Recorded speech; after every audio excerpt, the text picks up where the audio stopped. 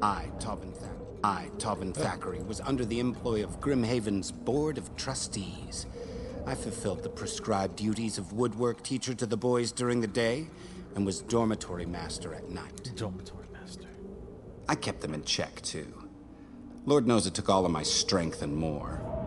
For they were ill-mannered good-for-nothings with little more than an ounce of common sense amongst a lot of them.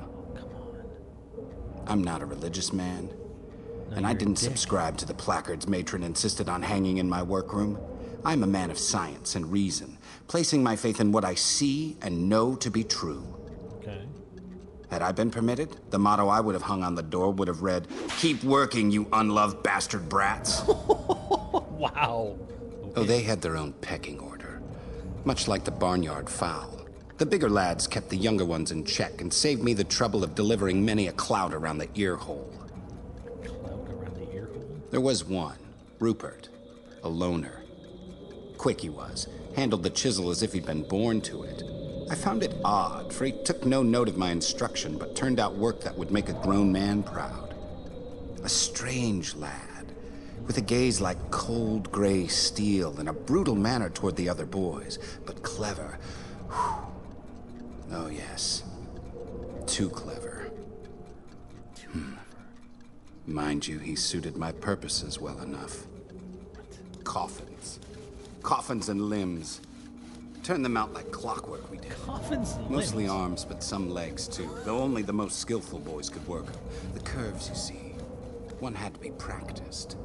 The Board of Trustees were well satisfied with the boost to the coffers this industry promoted. The blessed orphans of Grimhaven assisting the poor unfortunates of war and pestilence, offering a skillfully honed wooden replica of what had once been flesh and bone. Gents could choose to wear a glove on a wooden hand so as not to offend delicate eyes in mixed company. A waste of time to pretend that what ain't there is. But there was always demand, and it paid well enough, though not as well as coffins. Turn them out fast and cheap, boys. Oh, yes, sir. And now that's where there was real money to be made. For after all, everyone has a need. Oh, when I laid into the young lads and threatened to throttle them with my wrath and that of the lords, which was nothing in comparison. We could turn out 6 on a good day. 6 coffins. 6 coffins. Easy to build, construct, no curves, which is why I charged the younger ones with the task. After all, the occupiers had not been known to complain if the sanding was a mite rough, or if the occasional nailhead poked their arse. I had an arrangement with Rupert, whose task it was to take the goods by way of horse and cart to our agent in town. From there, they were sold on. There was a tidy sum for both he and I to be discreetly deducted from each transaction, and we both profited well enough, thanks to Rupert's excellent negotiating skills. Matron and the board were none the wiser and content enough with their profits. Oh, Matron, a handsome woman for whom I carried a secretive spark of desire.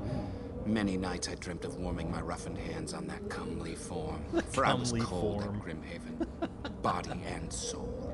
I longed for a woman's touch, but suffered alone. Aww. Aggravated by orphan brats crafting aids for the afflicted and doghouses for the dead. The Wow, other dude. valued staff under Grimhaven's employ, a wanton collection of misfits and imbeciles in whom I had little interest. The pastor, an English drunkard. The cook, a foreign whore. And old Crode, the caretaker, with an accent so thick a man could barely understand a word he said. But when one did make sense of his ranting, it was invariably about God and the devil. Always the bloody devil.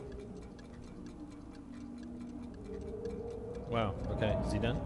I mean, what do you mean? On the morning Oh of my God. the discovery that the children were missing, old Crode was ranting on like a man possessed, though I believed not a word. What fools some men think we are. This was no supernatural occurrence, no otherworldly mischief with blame laid at the devil's cloven feet. It was men committing murder on a wicked scale, plain and simple. I'll wager the pastor had a hand in the proceedings too, for there were whispers that he had previously been intimately acquainted with vile deeds. Vile deeds. By my reckoning, Crode's mind was turned by the guilt of it all. And sure as eggs, if you were to now turn the sod of that wretched maze, I'll wager there be the bones of those taken beneath every hedgerow.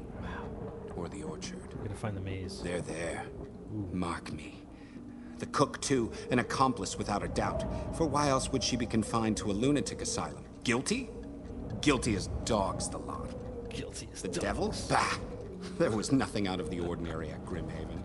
It was a wretched institution for bastards, foundlings, and the unloved and unwanted.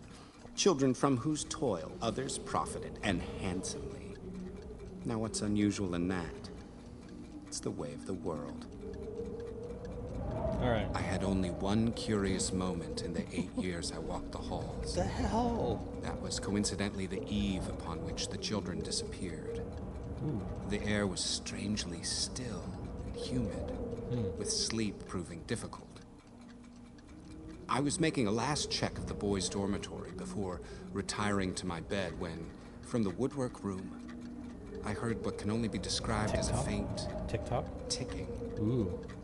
Suspecting that a restless boy or two were up to mischief, I opened the door and held my lamp high to illuminate the room and the culprits. No one was about, but every wooden limb suspended to dry from the ceiling was swinging. Really? As if a giant hand had set them all askew. That's not good. It gave me a start, I admit. But on reflection, sound reason suggested that perchance a solitary gust of wind had shattered the stillness by way of the stairs, for the windows were firmly closed. Makes or sense. a night creature, a rodent or bat, had been trapped inside the room and sought escape, thereby disturbing the prosthetics. I stood watching until all became still. It was odd. For so strong was my sense of being observed that I dropped to my knees and shone my lantern across the floor, lest a guilty boy be hiding under a workbench. Stuff and nonsense. No one was there. I retired to my room and slept soundly. Soundly enough.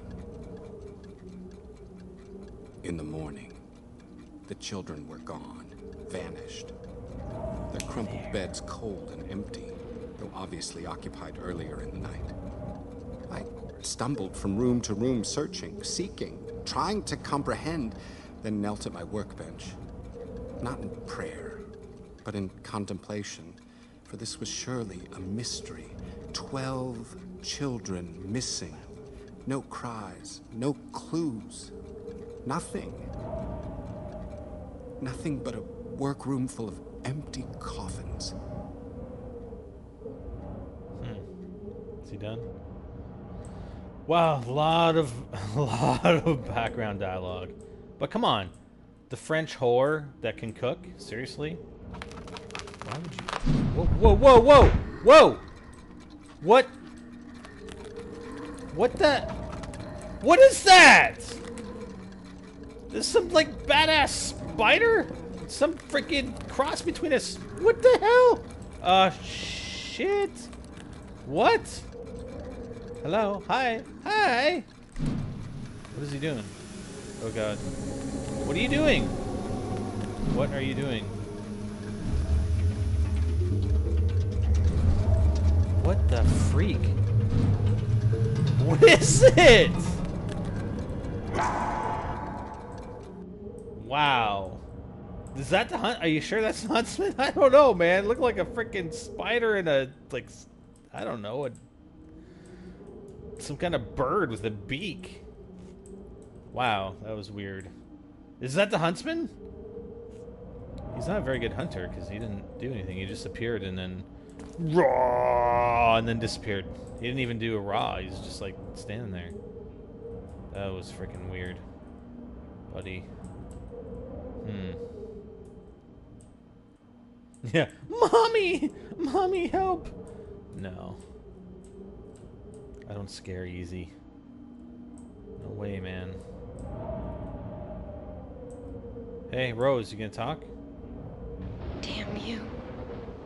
Damn the lot of you, straight to hell. Why? For I don't believe in God, and I ain't scared of the devil neither. Why not? Don't you try and cross me, none of you. For your bullying and teasing has done me in. And I ain't taking no more guff from a single one of you. Not now, not ever. So leave me be, or you'll be feeling the full force of my fury. Especially you, Hattie. Hattie? For you're nothing but a mean, scheming little snitch. Telling Matron I took her hairbrush when you know I did no such thing. Why, I'll wager you've hidden it somewhere. Get a backbone, Most Rose. likely tossed it down the well, alongside the other loot I've seen you pilfer. Lordy, I hate it here at Grimhaven. For I just want to return home. But there is no home. Not now. Make a note. Rose Not needs a since hairbrush. Pa. Why did you do that, Pa? Why? Make a note. Were you loaded? You loaded? Drunkard. For it was a cowardly act. And one that's left me quite alone in a mean old world, with nothing and no one to care. Ma couldn't help dying, for she was ill. But you, What? a grown man, taking your own life when you had me to care for. Coward! Poor Rose. I ain't got nothing. You ain't got nothing? Nothing in the whole world. Aww. Not even my ribbons. No ribbons? I loved to wear them whenever we lit out for the sanatorium. Pa gave them to me, so as I could look pretty for Ma. I wore ribbons when I Ma went to the loved my hair sanatorium. being tidy, so I would brush it and tie it, and then we'd stand beneath Ma's window and wave. Ma's smile was enough to keep him going, Hi, Pa always Ma. told me. How's the So I sanatorium? guess it makes sense that when Ma stopped smiling.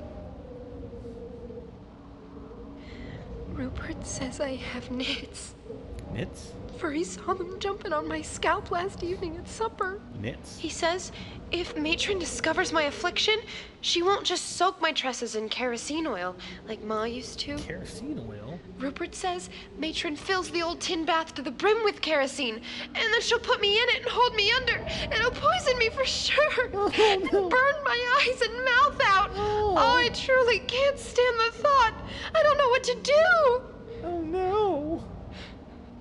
I don't know either, Rupert Rose. says that he'll be waiting with a box of matches for when I get done, and that he's gonna set fire to my head to make sure that every last knit is gone. Wow. He was laughing when he said it too, and so were the others. So I laughed along too, but inside of me, I'm not nearly so sure. For he has a cruel way of looking that quite makes my toes curl. Last night, I couldn't sleep a wink, for all I could see were visions of myself running across the grass with my hair all aflame, like a midwinter bonfire. My hair's on fire. So I cut it off. Ooh, she cut her hair off. I snuck into the Yeah, that's sewing what room she's doing right there. and snipped and snipped She cut until all it lay around me like a pile cut of all old her hair grass. off. 14 years of hair, simply cut off and gone, Aw. like Ma, like Pa, just severed. Gone. Severed. Oh, Lordy, what a commotion it caused when I walked downstairs. The girls laughing and screaming, Dorothy crying till her face was red, and Matron and Cook scolding and tugging at my shorn tufts, as if to make them longer. Matron yelping to Cook that I was quite mad, and she'd always suspected as much. Mostly the boys looked uncomfortable to be witnessing such feminine histrionics, all except Rupert, wearing his usual sly, nasty grin from ear to ear. Well, the doctor was called, but he just smiled and suggested that Matron keep me indoors for a month, and that I wear a bonnet when attending church or being out in the cool night air. Matron was mightily peeved and cuffed my ear after the good doctor departed, telling me that the fee for his house call had been an entire waste of money, and it was my fault. Oh, and I was to receive no Sunday custard for 2 whole months. It was worse with no hair. The girls sniggered and jeered with little respite, until I took revenge on Hattie with a sewing pin. For without a doubt, she was the ringleader. Even Min-Min was unkind, which I had not foreseen. She was relieved, perhaps, that my patchy head, rather than her yellow skin, was, at least for the moment, the object of ridicule. But her cruelty bit all the more deeply For I had shielded Min Min from Hattie's teasing on many occasions, and now in return she had betrayed my kindness. Min Min? 'Twas not long before the sewing needle found its mark on Min Min's derriere, to settle the score and discourage further taunts. Still, it was Rupert who caused the most damage, stealing my precious ribbons and refusing to return them on the pretext that I had no claim to ribbons, as I had no hair in which to tie them. Oh no! Loathsome Rupert! No, my ribbons! He knew full well my precious ribbons were all I had of my other life, and oh, how it pleased him to witness my distress.